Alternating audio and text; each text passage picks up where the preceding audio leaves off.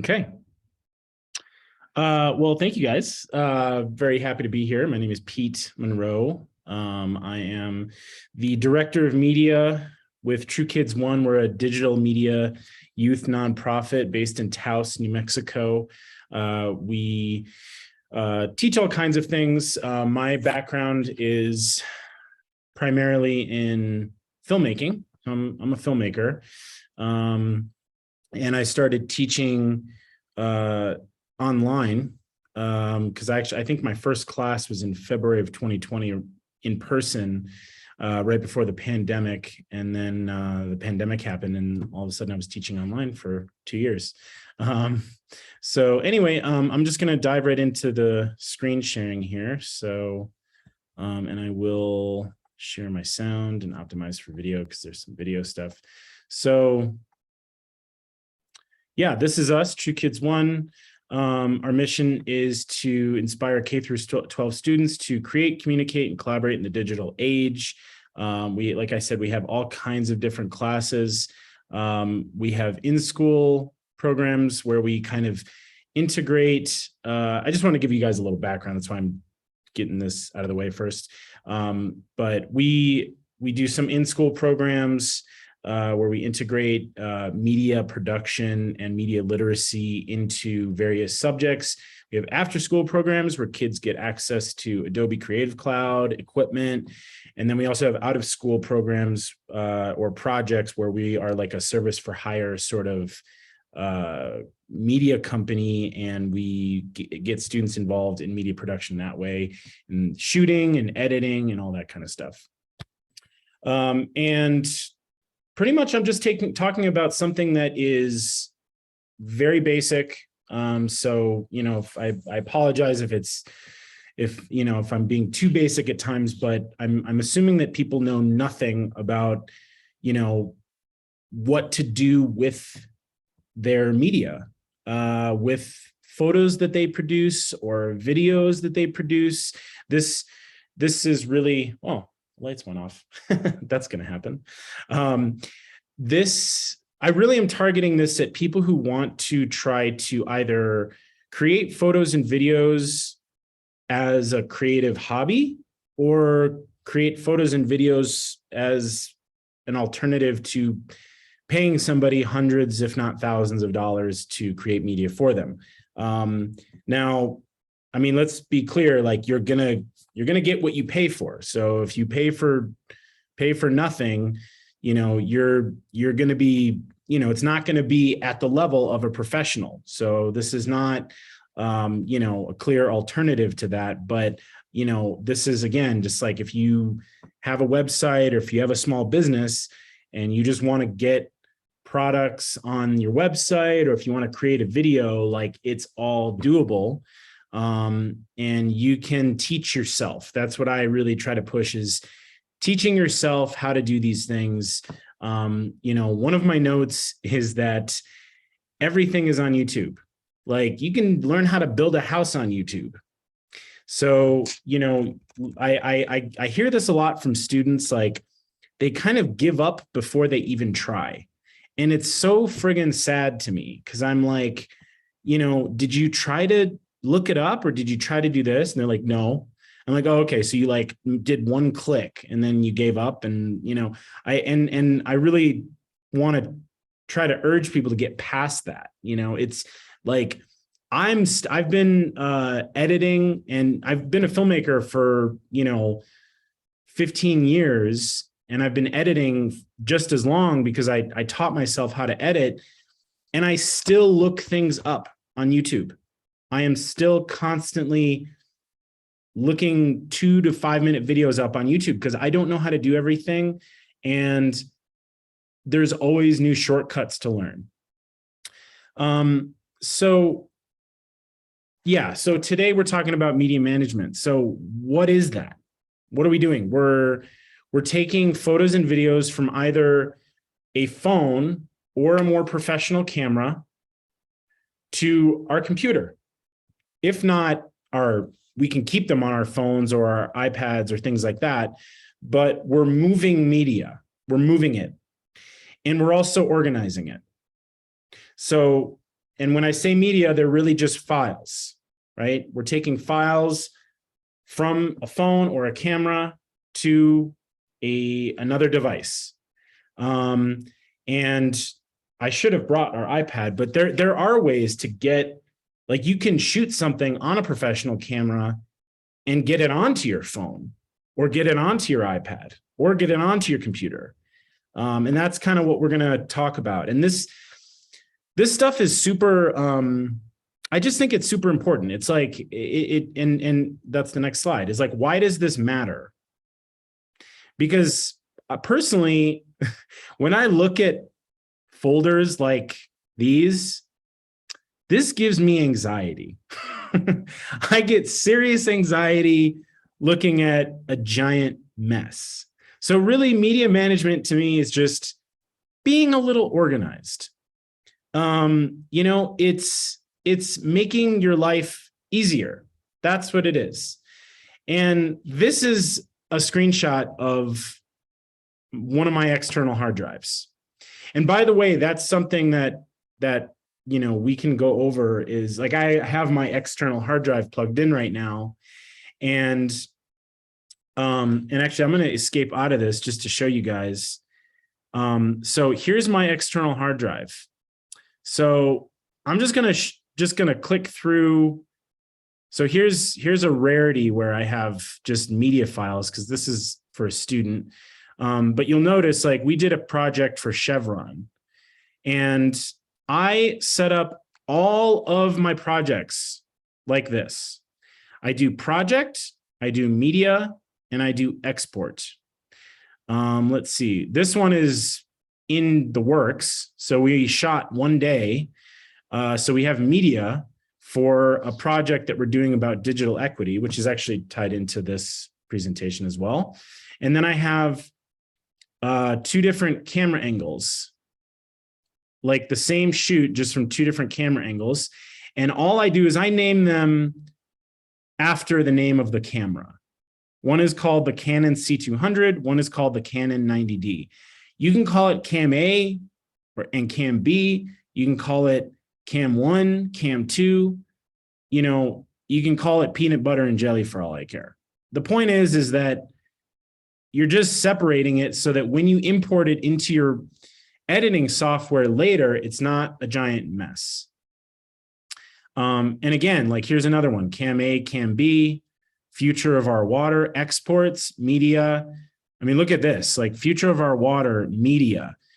This is a massive project we have going on, and all of my folders are pretty much divided up in the same way. And all I do is I just, you know, I'll label it. I do give it like a date and the name of the person that we interviewed. Most of these are interviews. Or if it's an event, I'll name it Farmers Market, you know.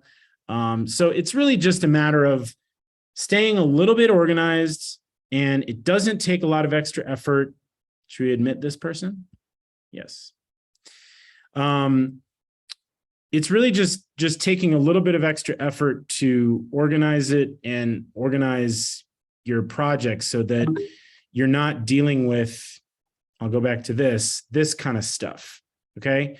That's really what we're doing. That's all we're doing. So, you know, all of my projects are pretty much, you know, labeled like this. There's some kind of like folder and subfolder, and, you know, all I do is you know, you know, there's obviously a Windows equivalent, but I can either go up here and create a new folder. Whoops. This would be actually out here. Let's try that again. So I select where I want it on my external hard drive.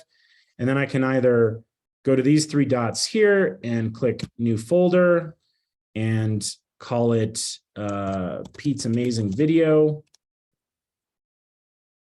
And then within that, I have, and this way you can also right click. You just control click and do new folder, media, project, and exports. That's all that I do, every single video project. And part of the reason is, like I said, just to stay organized, but also like, so here's my Premiere Pro project file. Um, the reason I keep that is like, again, it's like there's all these different, this is Adobe Premiere Pro audio previews. This is actually really important, autosave, Premiere Pro, and actually all of the Premiere Pro, all of the Adobe Creative Cloud software, all of them have an autosave like every 5 minutes. So if and when, and there will be a when, if and when your project crashes, there's an autosave and I can just go back and I can see that I've lost only 5 minutes. It gives me a date, September 22nd.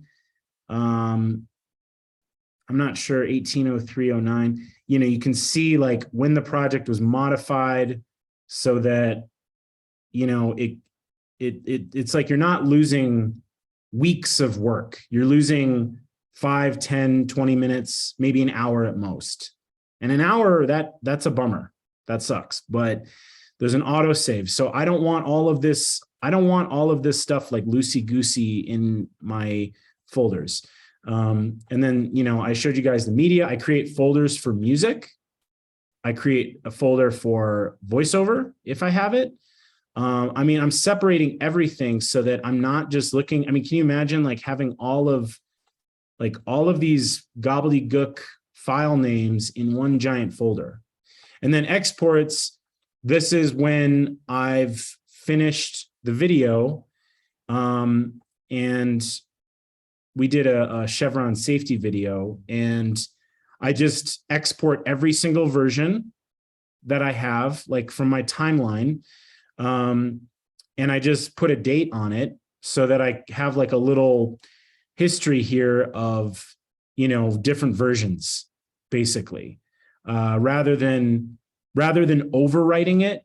Like when I export my video, I don't want to like replace the video. I want to keep older versions. Now, how often do I look at older versions? Not very often. Am I glad that I keep older versions? Yes. So this is like what we're talking about. We're just talking about, you know, how to organize our files, because that's what we're dealing with. We're dealing with files. Now you can edit on your phone. You can do all this on your phone. If that's the case, I would say, you know, make sure your phone is backed up. I think I use iCloud.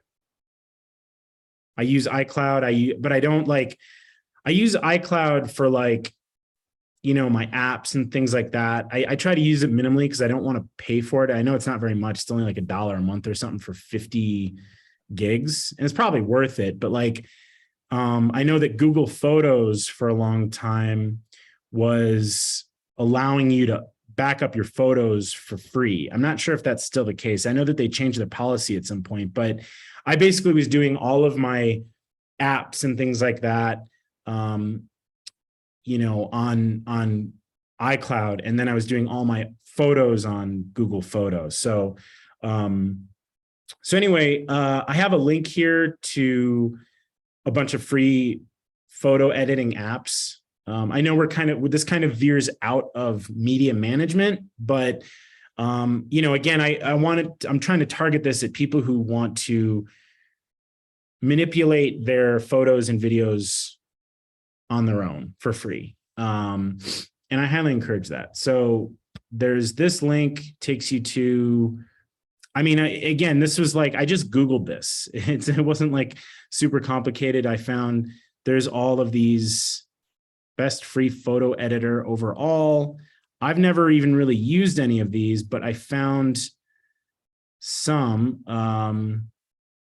that were worthwhile. And then we can check out this video here. And just to give you guys a quick little demo of Photoshop Express. Actually, no, this is actually where I wanted to screen share. So this video is actually more of a backup. So let me try to screen share here on my phone. Oh, can you, April, can you make me a co-host again on my mobile?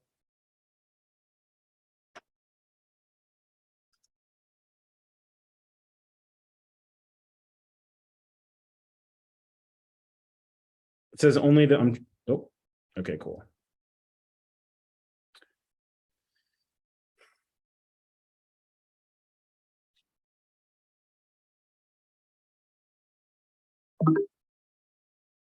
Okay, so here's my phone. Hey, everybody, welcome to my phone. So I just wanted to do a really quick demo and show you guys here's all of my editing apps on my phone. I have Photoshop Express, which I think might be free. I have iMovie, I have Filmora, CapCut is very popular with the kids. Square Fit and Layout are not super important. I don't really use those very much. That's like a really simple kind of layout thing. It's like they're both strictly for Instagram. And then stop motion, maybe I'll show you guys that at the end just for fun. That one I teach. We actually teach that all the time at True Kids because it is a very brilliant, like free stop motion app that you can shoot on your phone. And it's really, really brilliant and really, really simple. I mean, literally we teach it to like children. It's for the younger crowd, but there's amazing features on the paid version, but the free version is completely doable. So if there was anybody who like had a small business and wanted to do a really cool, attractive stop motion video for their social media account or their website, like it's very, very alluring. But this is Photoshop Express. No, I don't want to resume my session. So you can do quite a bit in this. I just wanted to kind of tinker around in here. I'm going to, let's see, edit your photos. I want to look at all my photos. That's my wife's almond cherry tart. And here's my dog. So I can just select a picture. This is me seeing if this is the right cranberry sauce to get for Thanksgiving. And down at the bottom here, there's a bunch of different edited sort of looks that you can adjust. And let's see here. Whoops. There's like a bunch of different preloaded, they're calling it looks. So these are like preloaded, filters that you can, I mean, we've all kind of seen this on Instagram, and you can kind of adjust the level of that. And then down at the bottom, I'm going to click on this adjustments, selective editing. So this is like, I've been very impressed by this. Let's see. I mean, I honestly, like, I'm not a pro at this. I tinker. So you really have to have like a willingness to tinker. Like it's like, you just got to push all the buttons. You know what I mean?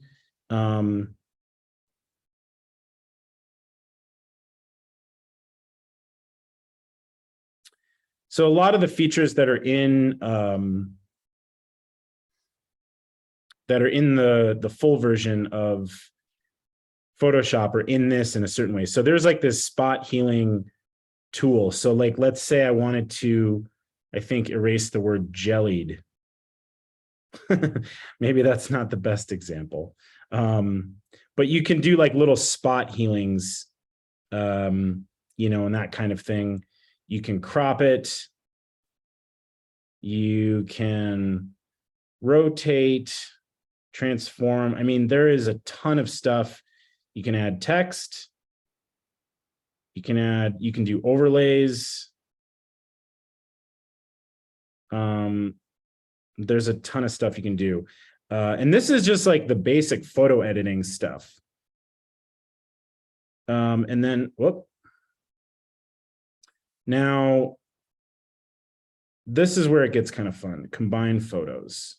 Let's say I want to combine photos. I'm going to combine my dog. Okay, so here's a picture of my dog. I'm going to tap on cutout, and it's taking a minute where you see subject.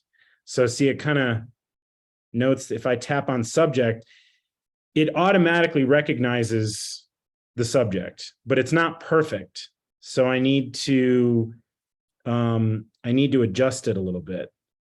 And I think I can do that if I go to edit. Well, you can resize it and all that kind of stuff. All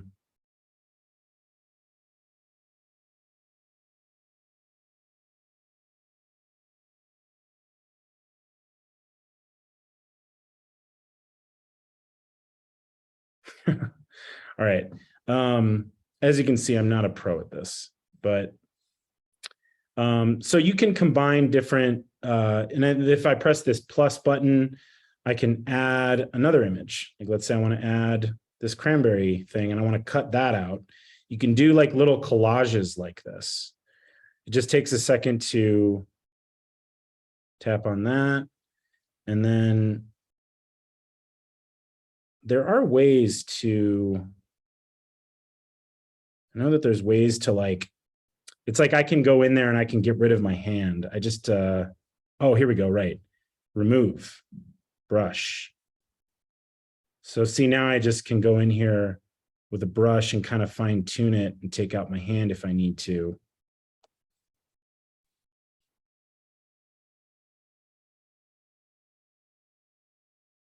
I mean, this is a very sloppy job, obviously, but I think you guys get the idea. So now let's go back to edit. And so I have, and I can turn it and I can, so let's go back to, let's go back to my dog now that I know how to remove. So now I can go in here, start to erase some of this stuff.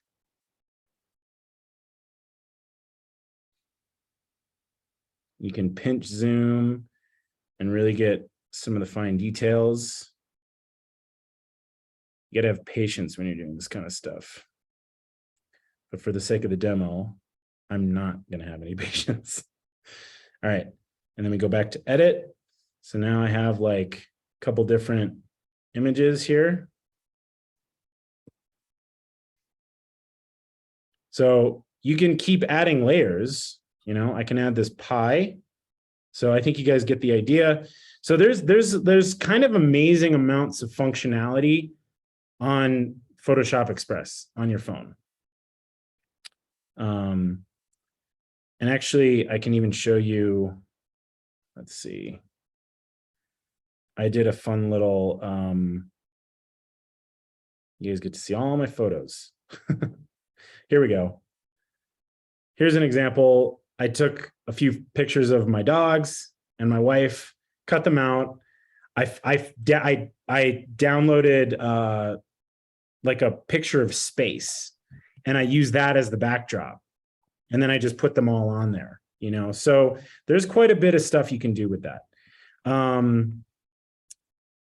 right, let's jump back to, so that's Photoshop Express.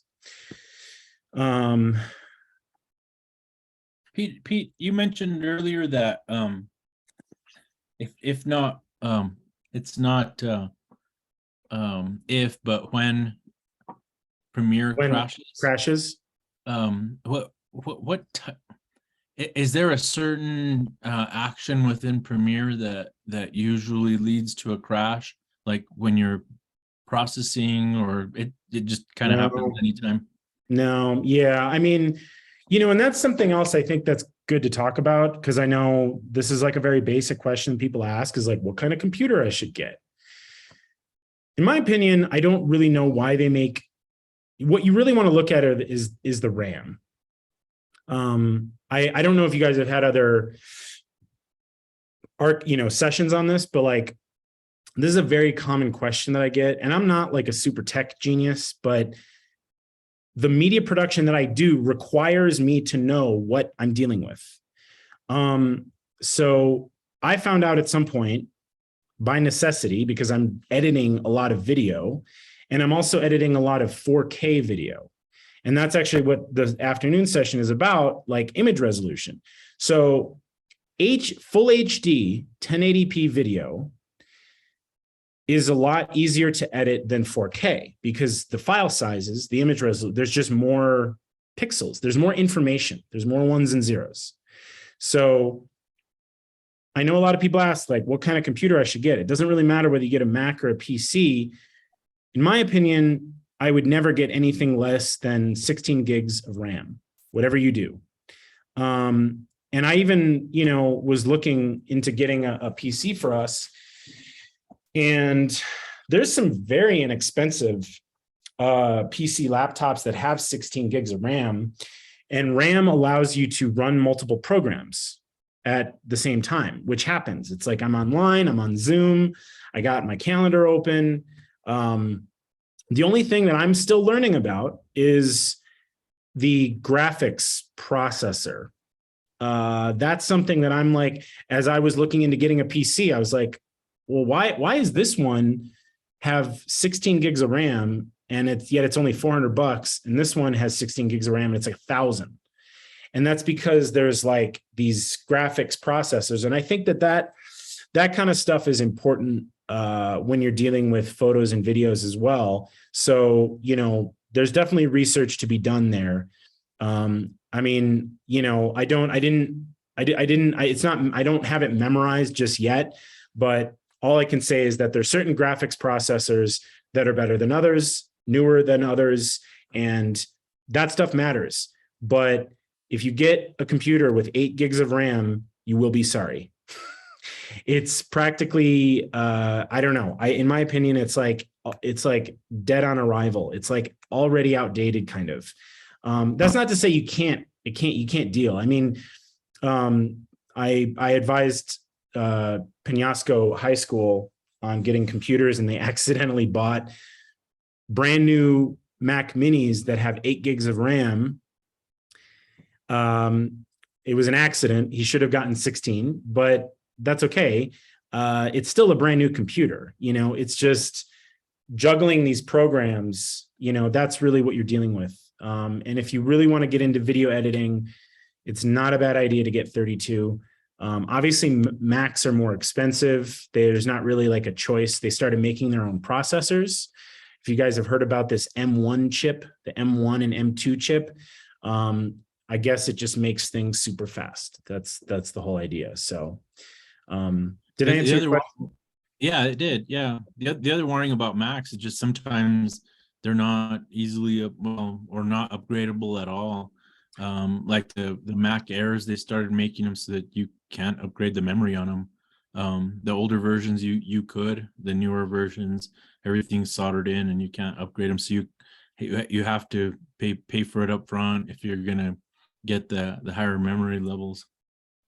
Yeah, I'm surprised to even hear you say that. I've never ever known Mac or Apple to allow upgrading, except in the Mac Pro, like the big tower computer that's like you could make Jurassic Park on those things. Those are as far as I know. I've never known Apple to ever, I mean, that's like their whole thing is like they're very totalitarian. There's no other word for it. They're like very, that said, I don't know. I mean, I use Apple and I really like it. The last MacBook Pro I owned was probably the worst one, but I just got a new one and it's great. So, but yeah, I mean, if you get a super powerful PC, it's just a matter of personal preference, but. Right. All right. I'm going to jump back to, go ahead. No, I just said, thank you. Oh yeah. All right. I'm going to jump back to screen sharing here. I just had this little note. YouTube is your friend. There are literally millions of super short, super simple tutorials on YouTube. Everything is on there. And I still learn things.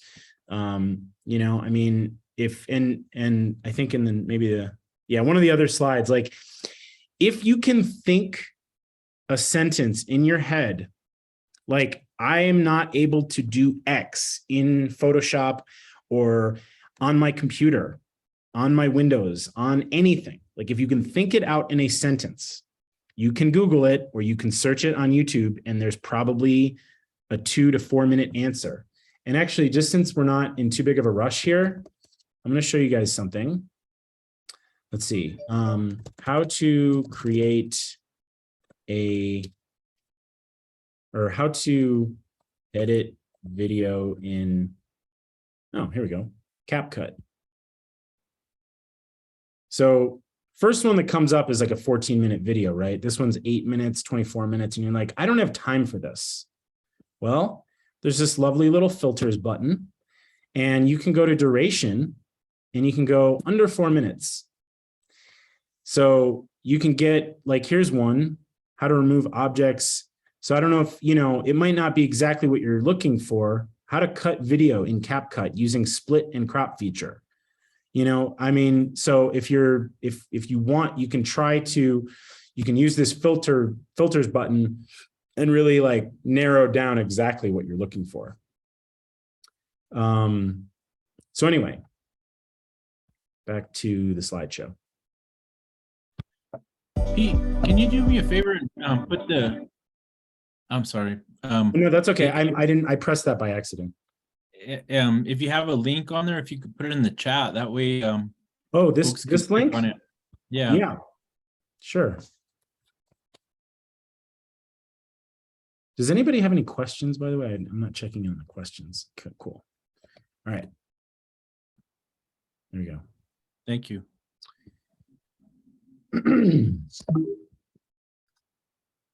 Editing on your computer.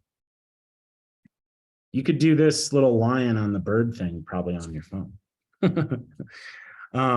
But this, I just put this on. I thought this was funny. This is the kind of simple little easy, things you could do in Photoshop. So I thought it was funny. I typically suggest editing.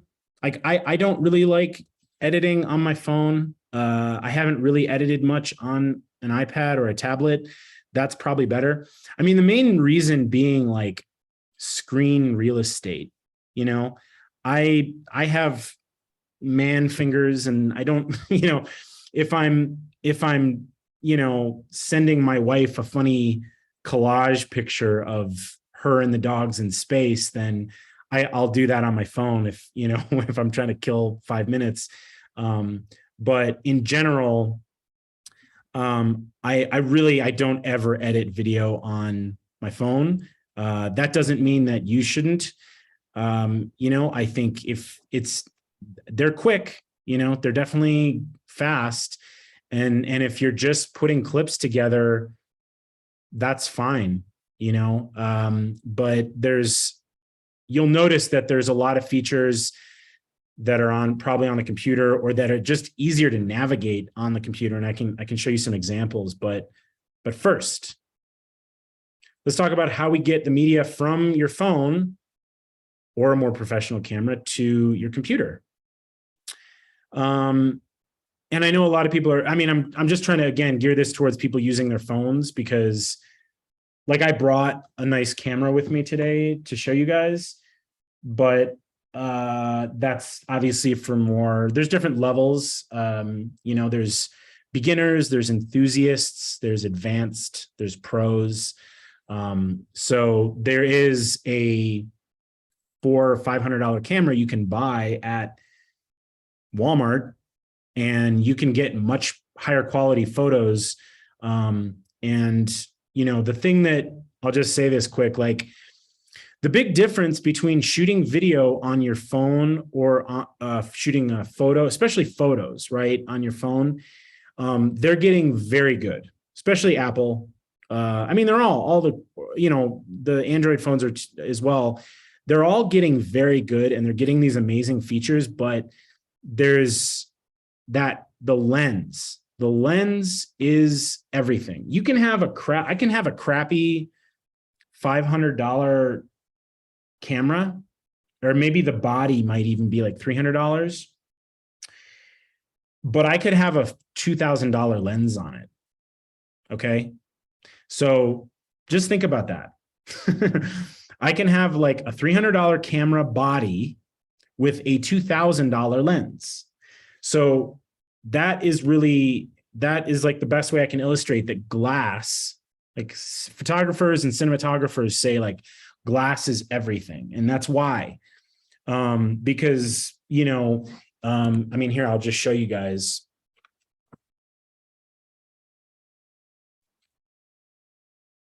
Oh. Am I still screen sharing? Here we go. Stop share.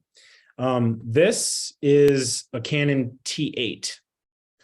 This with the lens is actually about $900. It has a flip screen, so you can see yourself, which is a really great touch screen. And then this is, I can take off this lens and I'm left with a body, right? There is a little mirror in there. Behind the mirror is a sensor. That sensor is I think it's a 24 megapixel sensor. It's just a sensor. This lens is a crappy little kit lens that probably is like 300 bucks, something like that. So it's like, yeah, like 500 and 300 or 600 and 300. I'm pretty sure that it's like $900. And this actually does really decent video. What do I think about the Sony Alpha 7 III? I haven't really used the Sony much. We have a Sony A6600, which is actually kind of similar to the Sony A7 III. Sonys are great. Everybody loves Sonys. I could probably talk about cameras for too long, and but that's a good camera. It really just depends on how much you want to spend, Herman. You know, it's the big issue I have with Sony cameras is their menu system. They have like 40 pages, and half the stuff, more than half the stuff, I would say 70% of the stuff on their menus, I don't even know what they do. That said, I really, really, really love the image that you get. Like the crispness and the clarity of the image is really, really fantastic. And their autofocus is second to none. The Sony and Canon, they make the best autofocus systems, whether it's video or photo. But I'm sure it's a great camera. I was actually considering getting the Sony Alpha, the Sony A7S III. The A7S III is like a video-centric version of the A7 III, and it's supposed to be just like one of the greatest cameras ever. And it came out years ago, and it still is apparently one of the best cameras ever. But for various reasons, mainly because of the menu system, I didn't get it. I know that Sony just came out with the A7 IV, which is also supposed to be fantastic. And it's like $2,500, I think, for the body. And they fixed, I don't know if they fixed the menu system, but they improved it because they heard all these people complaining about it. So anyways, this is a DSLR camera. This is the other, like I'm going to take my photo or video on here, and I'm going to take my SD card, right? This is my SD card. I have 64 gigs, which is plenty. This does 4K, not very good 4K. It gets a little grainy. It's also cropped. I'm realizing now that like one of my other sessions is probably going to be on cameras. If it might be too, I don't know, it might be too advanced, but maybe it seems like it probably would be a good idea. Anyways, let's get back to the screen share here. So we want to take our photos and videos from our phone to the computer. I really push for Google Drive or Google Photo, but I really think Google Drive, if you don't have it on your phone, you should get it. I use it all the time. I use actually all of the Google apps. I use Google Docs. Especially like spreadsheet. Sometimes when I'm keeping like I'll keep like logs, or I'll do invoices, and I can just do it on my phone. But as far as getting photos from your phone onto your computer, obviously you can plug it in, although seemingly when I plug in my iPhone, it's not readily apparent to me where my photos are. I think if you have to connect it to like the Apple Photos app or something, versus Google Drive, I can just upload straight from my phone, connect to Wi-Fi, so you're not using your data. You just upload straight to Google Drive, and then you can download. You can log into your Google Drive from the internet and download it to your computer. I read somewhere last night that if you have an Android and you connect to your computer, there is a much easier way. And I think that's what I put here, this link. And we can click on that in a second. iPhone users use AirDrop.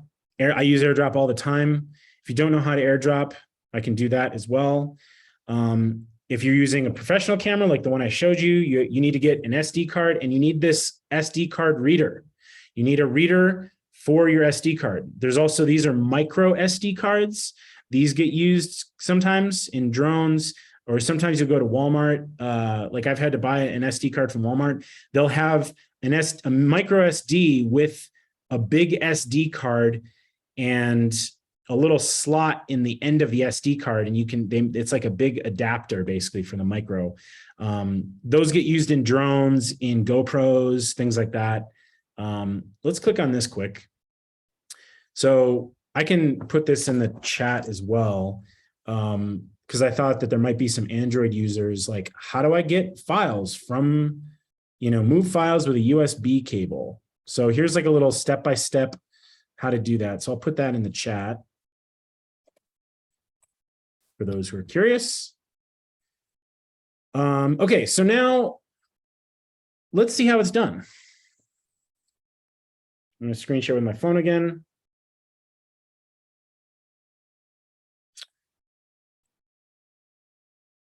And Herman, if you have any other camera questions, feel free to, I'll put my email in the chat as well.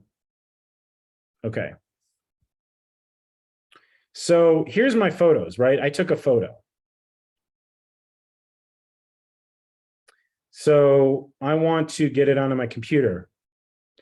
And again, I apologize. I wish I could have, what would be ideal is if I had an iPhone and an Android phone, and that way we could do both. So I'm going to tap this little box with the arrow in the bottom left-hand corner. And by the way, for those who don't know, that is the universal icon for share, that little box with the up icon. So all these things come up, and I can even swipe through. Let's say I'm like, oh, you know what? I also want this picture of my mom with my cousin's dog on my computer. So I want this picture and that picture, and why don't I throw in this chocolate tart for good measure? This options tab is new. I don't know what that is. Okay, so I believe you have to have, I want to say that you have to have your Bluetooth on. I feel like it doesn't hurt. Pretty sure you need to be connected to Wi-Fi, both your phone and your computer. And so you can see Pete's MacBook Pro. So I'm just going to tap that. And then on my computer, it just sends it, and bada bing. That's it. And then it goes automatically to your downloads folder. Whoop. That's AirDrop. We love AirDrop. Now, if you're using a PC, you don't have AirDrop, which is fine. Although, does anybody know if there's there must be like a PC version of AirDrop, no? I feel like there's got to be. There's probably got to be some kind of like Android, if you like Google Android AirDrop alternative or something. I bet that there's an app that you can get on your Android phone that if you maybe install an app on your computer, I bet you could do that kind of thing. So anyways, I'm going to click on Drive, the little triangle, the little Google Drive triangle next to between Messages and Google Maps. I'm going to tap on that. And so here's the files. Something else I'm going to talk about this afternoon in the resolution and file types workshop, you'll see this is HEIC. that second file is HEIC. That is that stands for high efficiency image capture or something like that. That's a Apple thing. That's Apple being Apple. It creates smaller files. I personally don't like it. And actually, I think that might actually cause some issues in uploading, but we'll find out. I think I've tried to upload, and I think you can upload it to Google Drive, but you can't preview it, which really sucks. So on my phone, I changed the default setting for my photos to be JPEG instead of HEIC, because for my work, I'm constantly uploading photos, behind the scenes photos. Oh, it looks like April put, oh, sweet, top 8 Android alternatives. So are these Android alternatives for AirDrop? Yeah, sweet, brilliant. There you go. So anyway, I changed my camera on my phone to, you can change it to just default to JPEG. As you can see, it takes up more space. I have one file, the JPEGs are 4 and 3 megabits, and the HEIC is 1 megabit.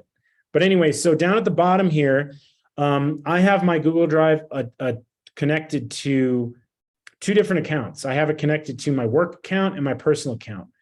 I'm just going to do it to my personal account. So I'm going to change it to that.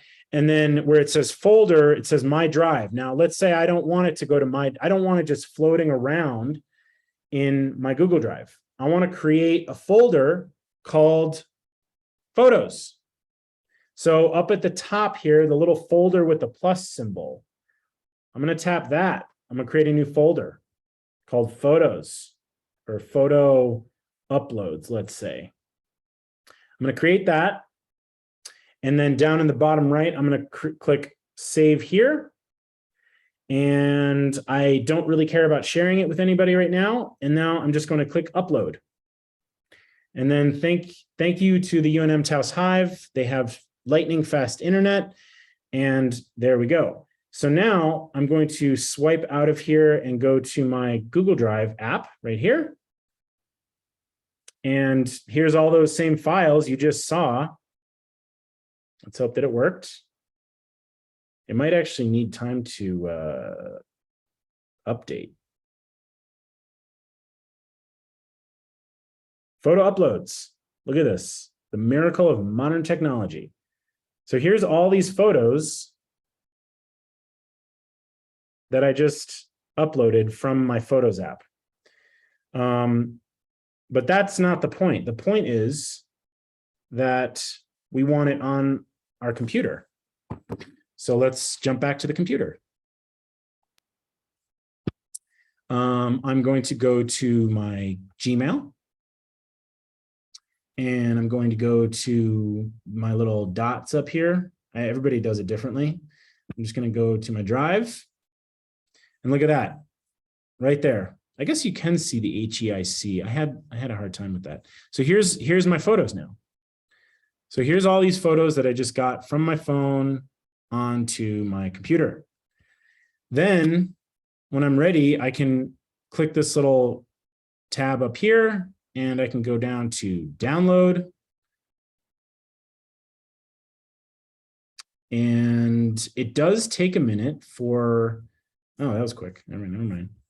So it creates a zip folder whenever you download a folder. If you download one by one, it doesn't, but if you, so and then I just click show in Finder, and it takes me right there, and I double click, and it unzips the folder, and here's my photos. And so now I could go into Photoshop or Lightroom if you're just interested so now I can, let's see, create a new folder. And I know, Photoshop, Adobe can be expensive for people, I know. But there are alternatives, and in the last 10 minutes or so, I can talk about free web-based apps like Photoshop that you don't have to pay for. So here's my photo. So now we're off to the races. And remember, I want to save as, and I don't want to, I want to save on my computer. And where am I going to save my file? With my source image. So I'm going to go into my downloads. Normally I would take this onto my desktop. But for the sake of this, I'm just, actually, might as well, right? Desktop, new folder, Pi photo collage. Oh, that's not how you spell. How do you spell collage? Like that? Yeah. Okay. And then I'm going to rename it Pi, just Pi. How about that?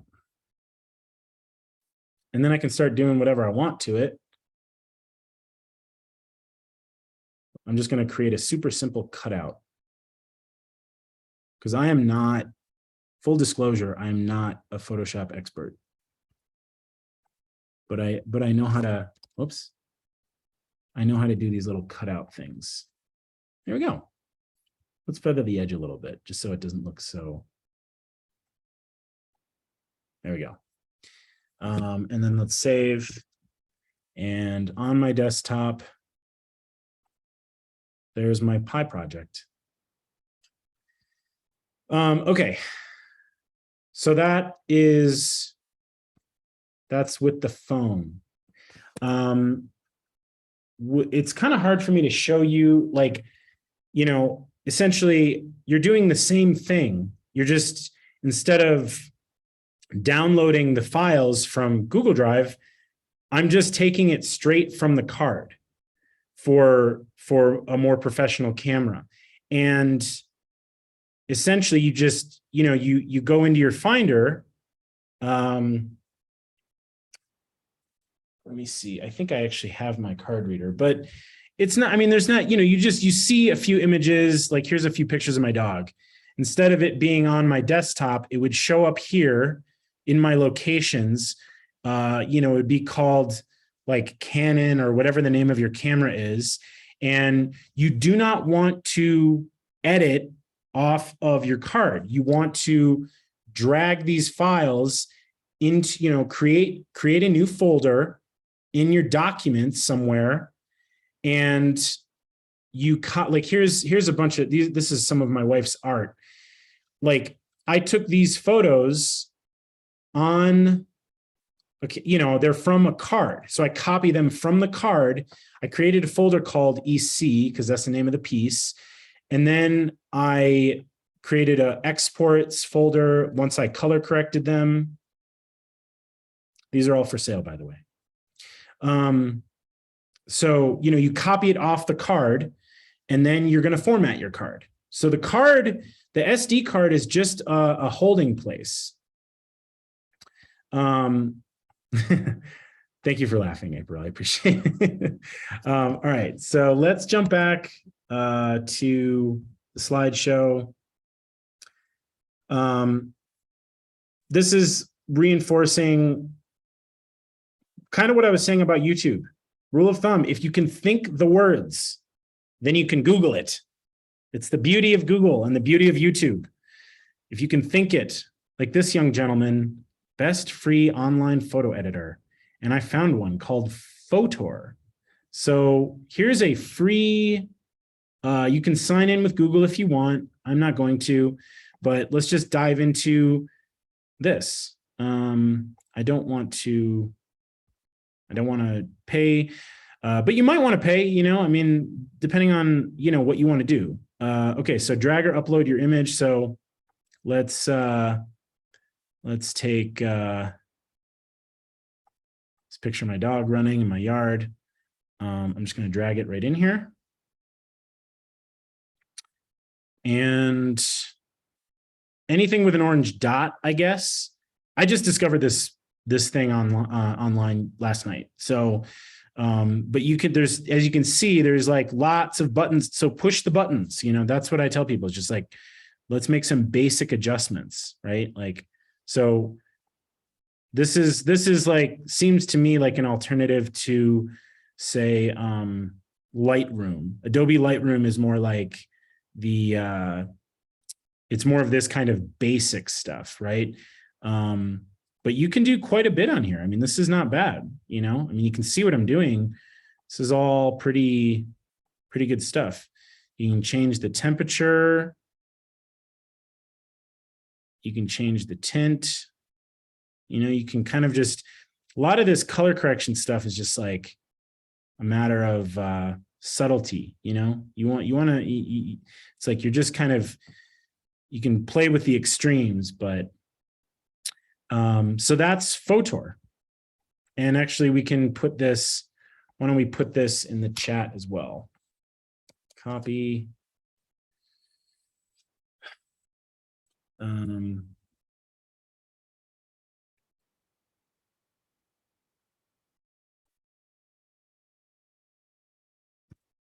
There we go. Let's see, what else do I have here? Oh, so this is a good place to end. What people don't realize, this is something I noticed people don't realize, you need space. I don't edit anything on my computer. I do edit photos on my computer, I will say, but that's because I don't edit a lot of photos. And that stuff will take up space. You know, it really depends on whatever you're getting into. If you're going to be editing video regularly, you absolutely 100% need an external hard drive. I edit only off of external hard drives. I do not edit video on my computer. My computer, I have a terabyte. That's a lot of space, but guess what? Let's take a look at my storage, just for the hell of it. Gosh, they just changed this. Here we go, storage. So look at this. I have 128 gigs left. That's not a lot in video land. This is nothing. This is like one SD card or a couple SD cards of shooting. See how many, look at how much space I have taken up in apps. And that's because I have the entire Creative Cloud plus like DaVinci Resolve plus OBS, Premiere Rush, Lightroom, Illustrator. I have a lot of apps. And I recently even tried to clean it up a little bit, but you will need space, and it does not hurt to have a backup. If you're editing, like if somebody's paying me $1,000 to edit a video for them, and like, I don't know, I lose it, you know, that sucks. So you know, and these are not necessarily that expensive. And there's basically two kinds. There's HDD, which is hard drive disk. There's a little spinning disk in there. It's kind of old school. It's less expensive. It's slower, but it's okay for photos. And honestly, you can get away with video too if you're shooting in HD. I recently, my eyes were open to the wonderful world of SSD drives. That's solid state hard drive. That means there's no moving parts. They are more expensive. They're super fast and they're good for video. And if you go to Amazon, like LaCie external hard drive, like this one right here is perfectly suitable. You know, 2 terabytes for $100, not bad. But this is an external hard drive. It says HDD. So now if I go to SanDisk SSD, let's look at 2 terabytes for this. You can see the price jumps. That's actually, the price has recently gone down, but you can see this one is $249. But the speed, you basically get 2 gigs per second. So they're just lightning fast, you know. And that may or may not matter depending on your computer. If you have like a 16 gig computer that's not very fast, then it doesn't really matter if you have like a super fast hard drive. It helps maybe, but it's not, you know, you'd probably be fine, you know, getting, like I have a 32 gig MacBook Pro that's like $4,000. So it's really fast. And I was finding that those external hard drives, the HDD, those were like, it just, my playback was so slow. because it's trying to send 4K video back and forth between the hard drive and the computer. So anyway, I know we're out of time. Thank you guys so much. If you're going to be making hard videos or photos regularly, you will need an external hard drive. That was the last little note. So, and then Adon just put my email in there. If you have any questions, feel free to email me. And we'll probably do one on cameras, since I know that can be confusing. Like, what is a megapixel? All right, Pete. Well, thanks a lot. Good session today, and we'll see you this afternoon. The afternoon session is at 1 o'clock, I believe. Yeah, that's it. I'll see you guys then. Okay. All right. Thank you guys. Have a good day.